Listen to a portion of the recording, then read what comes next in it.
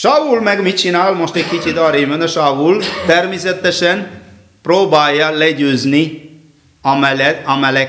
Amaleknak a társait, mert mindent pusztítani, de egy dolgot csinálta, kicsit okoskodott Saul, a saját feje után ment, mert látta, hogy erős emberek vannak, meg csinos lányok, vagy éppen tudod, jó tevék, meg szamarák, ami nem annyira szilány, meg gyenge, meg egyebek. Minden, ami szilány, meg gyenge, erőtlen, azokat pusztította, és gondolta, hogy a többieket viszi önmagának, és akkor lehet áldozatokat mutatni Istennek, meg amúgy is lehet használni. Tehát ilyen értelemben Saul okoskodott, nem azt tette, amit Isten kért, hanem gondolta, minek kell pusztítani ezeket az embereket, ami még jó, meg azokat a jószágokat, meg azok a jó holmiak is, arány meg egyebeket, hát minek kell pusztítani, azt elviszük magunkkal.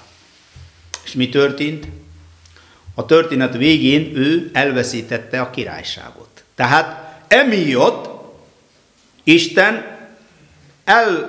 elvette tőle a királyságot. Tehát nem tartotta meg azt, amit Isten mondott, hanem saját feje után ment, és azt is mondta Istennek, hát azért hozom, mikor azt mondja, azért hoztam, hogy neked áldozatot mutassam a kövér jószágokból. Isten mondja, én nem kérem belőle semmit. Én azt mondtam, pusztítsd el. Én engedelmességet kérem, nem a áldozatot. Itt van az a szó.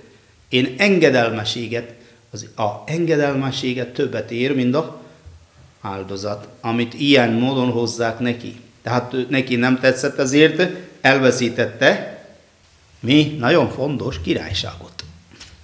Nézzük csak a életünkben, mi is időnként kompromisszumokat kössük bizonyos értelemben. Az még belefér. Az nem kell, az nem annyira. Az ilyen kegyes hazugság, vagy nem tudom, az kegyes bűn, mert ilyen dolgokat szokott mondani. Az még belefér. Az nem fér bele, Isten szerint. Amikor azt mondja, hogy mindent pusztíts, ha szeretnéd lélekben fejlődni, akkor nincs kompromisszum. Akkor ezzel nincs, testtel nincs kompromisszum. Ez egy nagyon nehéz harc. Hogyan lehet most, Krisztus mit tanított, hogyan lehet a testet legyőzni? Olyan lehet. Hát neki is, ő is ember volt, egyetlen egy módja volt, keresztre kell feszíteni. Már elég sok van belőle, ugye? Hányszor keresztre feszítettük egymást, nem önmagunkat, egymást. Azt az útját ő tanította, keresztre kell feszíteni a mi testünket, csak így lehet legyőzni a testet. Na mit jelent keresztre feszíteni? Na most akkor menjünk föl a keresztre, feszítjük magunkat, úgyis csinálunk azt szavainkkal, meg egyebekkel. Itt nem azt jelenti. Azt jelenti, hogy lehet keresztre feszíteni. Például most azt mondja neked, a test, az borzasztóan fáj, el kell menni innen. Minek kell itt ülni? Test azt mondja, jobb dolgom lenne. Vagy éppen valahol ül templomba, vagy valamire, lelki gyakorlatra, vagy valami, ami lelki dologgal foglalkozik, akkor azonnal mondja a test, minek? Akkor kell mondani neki, maradja még egy kicsit koma, itt maradok. Itt valaki más szól a testnek, azután ott marad. Ez egyébként keresztre feszítés a testnek. Ez egy keresztre, egy fájdalmat adunk a testnek. Ha egy percet térdel az ember, amúgy, csak úgy, azután mondja, annyira fáj. Mondom, fájjon. Egy kicsit fájjon. Még néhány percig így fogok állni. Keresztre feszítést jelent. Amikor mielőtt ide jöttem, akkor elmentünk ilyen meditációs lelki gyakorlatokról Indiában. Ashramon. Nagyon szép volt is. Korán reggel 4 órakor kezdődik nekünk a meditáció. Egy kicsit hűvös volt, és akkor takartunk magunkat ilyen sallal, meg egyebek. És olyan sok szúnyog volt, ahol leültünk, ott jártam, mert kint volt, nem bent, hanem kint, fa alatt. És ott azért rengeteg szúnya volt, és öttült, meg mindenféle orról, meg minden. Amennyire lehetett, mindent takartunk, de akkor is bejöttek. És ott és nem engedte az atya, a mester, hogy mi mozgunk. Hogy hesegetjük a szúnyogot. Akkor furcsáltam ezeket a dolgokat, de későbbiekben megértettem, hogy mi volt ennek az oka. Önuralom. Mi parancsolunk a testnek, hogy most nem. Így erősödik lépésről lépésre a lelkünk. Az a baj, mi mindent azonnal adjuk a testnek. Mai világ ezért így küzdik az élet folyamán, minden azonnal adjuk. Most kell inni, azonnal kell inni. Most kell enni, most nem csak az, hanem azt is, meg azt is azonnal. Nem. Itt is szoktam tartani meditációs lelki gyakorlat, de most már nem. De ott csend van, és akkor én szoktam, a étel előtt szoktam csak úgy állni, és a többieknek is ott kell állni. Éhesek, hát éhezen egy kicsit. A böjtölés ebből a szempontból fontos, mikor finom kaják ott vannak, én meg több szempontból jó. Így erősödik a mi lelkünk.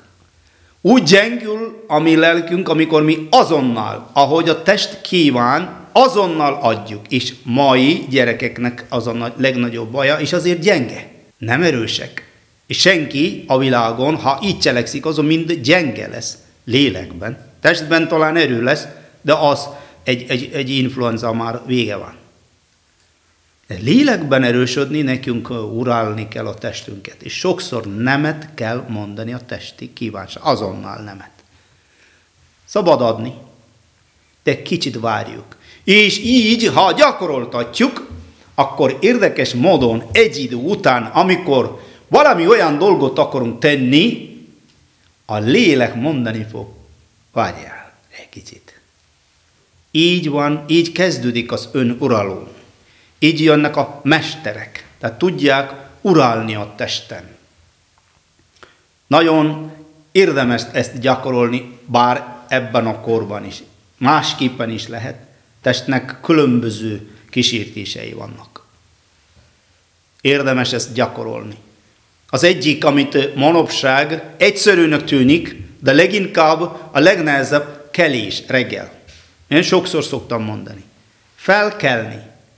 Gyerekeket is tanítani. Nincs csak, hogy alakul egy viselkedés, egy függőség. Mi általában ugye ébresztő órát tesszük.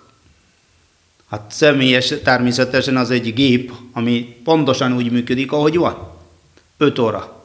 Jó, 5 órakor tesszük, és pont 5 órakor ő ébreszti, de a gazda lenyomja, azután még egy 5 perc. Megint 5 perc, megint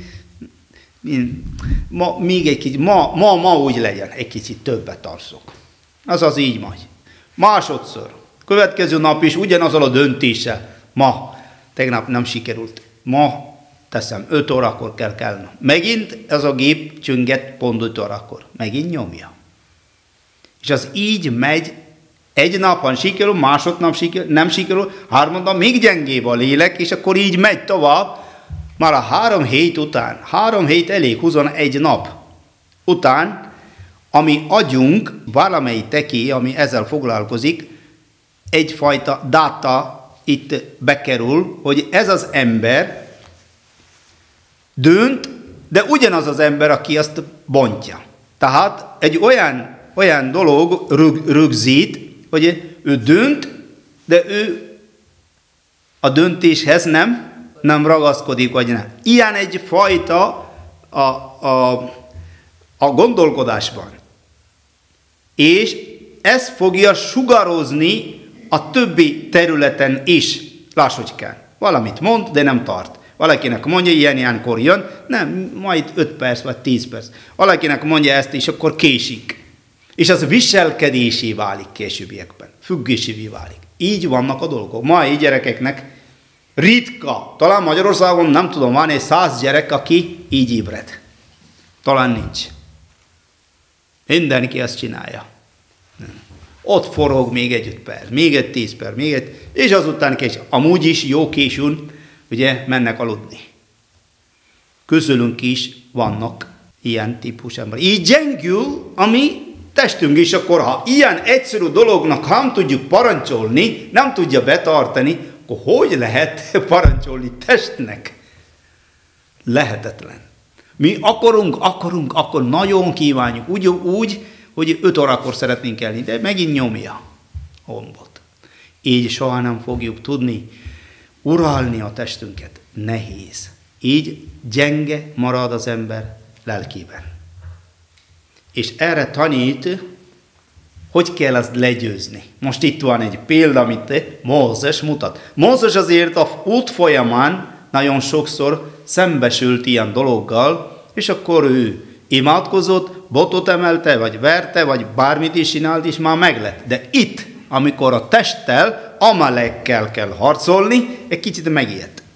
Azt mondja Áronnak, és azután mondja Húr az egyik társának, hogy itt baj van, szedjetek össze a népet, hogy menjetek harcolni. És akkor küldi őket harcra. Ő meg azt mondja, én fölmegyek a dombra, és ott fogok imádkozni. Látja, hogy ez a harc az komoly, mert testtel van, nem olyan egyszerű, ezért először és utoljára lehet látni Bibliában, Mózes egy olyan dolgot cselekszik, ami sehol máshol nincs írva. Mit csinál? Fölemeli a kezét. Mind a 2 kezét fölemeli, és ott áll a domb tetején és imádkozik is. Ahányszor fölemelte a kezét és imádkozott, akkor mindig Izrael győzelemre jutott, amikor elfáradt a keze és leített, akkor Izrael fölé kerekedett a Amalekkát. Kedves testvérek, nagyon fontos tudni, test elleni harcban nem lehet egyszerű játék. Test elleni harcban kemény imára van szükség, másképpen tudjuk azt túlélni. Ez azt jelenti.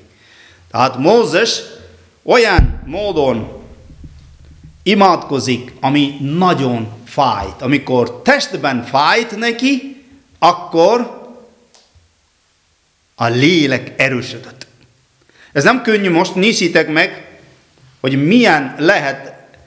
Ez most reggeltől estig van. Tudod, itt a harc nem 1 óra, 2 óra. Itt 10 percet most lehet próbálni. 10 percet, ahogy én beszélek, próbáljatok meg a beszédem alatt így fogni mindenki a kezét.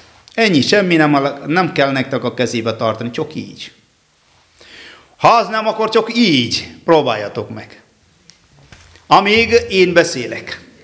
Egy idő után úgy fogja fájni a kezét. Tehát test elleni harcban azért kell kemény munka. És Mózes, amikor leejtette a kezét, akkor már a test elkezdte uralni. És akkor látta, hogy baj van. Jön föl Áron és Húr. És mondja, hogy ez nem jó így. Mert amikor így imádkozott, akkor már sikerült, de amikor leítette a kezét, akkor már veszítettünk, ezért valamit csináljuk, és akkor hozzá egy kis nagy követ, és oda teszi, és mondja Mózesnak, ülj le, egy kicsit is fogjál. Ja, Mózes próbálja, azután leíti, az nem jó. Fele, így kell tartani végig, amíg nem legyőzzük a Amalekkitákat. És akkor mit csinált? Áron balra, Húr jobbra, és akkor fogja mind a 2 a kezét, és így tartja. Amíg le nem győzött, képzeld el. Ilyen fájdalommal még nem harcolt gonosz ellen, vagy éppen ellenség ellen Mózes. A mi harcunk nem tudom mennyire. Én ha itt vagyok így, ahogy vagyok, mindennel ellenére, akkor én tudom, hogy én ma is emlékszem, most sajnos édesapám nem tud menni templomba minden nap, de amikor ő tudta menni, minden nap ott volt 5 óra után valamikor, mert 6-kor kezdődött a szentmise, de 5 órától ott volt szentségimádás, meg rózsafüzér, meg mindent, és ott így állt a oltár előtt, már mind a templomban. Hát ti láttatok a templomot. Ott. Én ezért vagyok itt. Tehát az ő kezének talán még mindig tart egy kicsit. Ha ti, mint szülők, nagyszülők, ha tudjátok így imádkozni naponta egy 10-15 perc Isten előtt őszintén, kitart kézzel, testünkben fájdalmat érezve, ennek lesz gyümölcse. A test elleni küzdelemben és mindazt, amit a családban történik, minden, ha nem azonnal, de ennek lesz gyümölcse. Amikor testben szenved, a lélek erősödik. A testben nem szenved. Most már talán látjátok, mit jelent testben szenvedni, és mit jelent szenvedésben értelmet találni. Milyen nehéz, ugye? Ébren maradni például egy kicsit.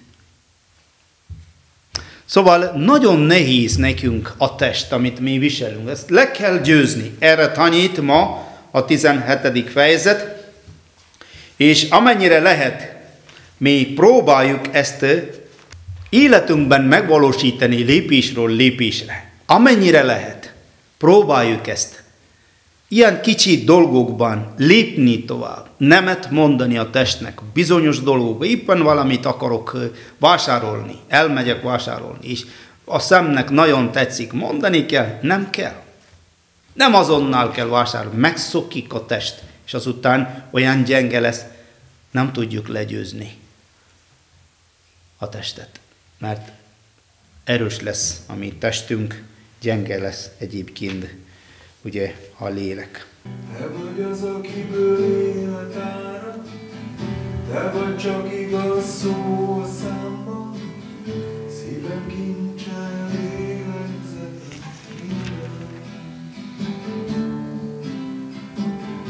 te vagy az, akire mindig vártam, hajnalcsillag vagy az éjszakában, olyan egyedül érzem magam nélkül.